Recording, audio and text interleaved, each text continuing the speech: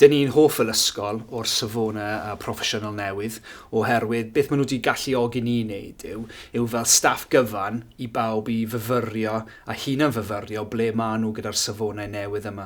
Maen nhw'n syml o fewn y ffordd maen nhw wedi cael eu cyflwyno. Maen nhw'n galluogi staff ar bob lefel i edrych ar ble maen nhw o fewn y gwahanol meysydd yna. A wedyn wrth bod nhw'n datblygu o fewn i gyrfa, maen nhw wedyn yn gallu edrych at wedyn yr elfennau arweinyddol a phenderfynu wedyn ble maen nhw am fynd ac ar ba lwybr maen nhw am deithio.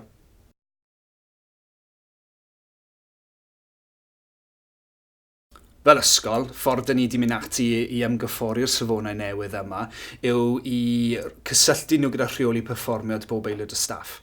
Ac felly yn gynnar eleni, dyn ni wedi edrych ar ei bawb yn gwerthuso i perfformiad nhw yn erbyn y safonau newydd.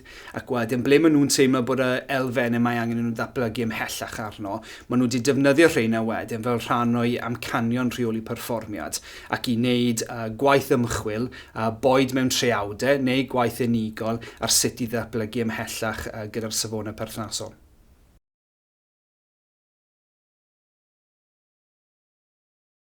Be ni wedi pwysleisio gyda'n staff wrth ddefnyddio'r safonau proffesiynol newydd yw bod nhw'n edrych arno fel arf ar gyfer datblygu proffesiynol parhaus.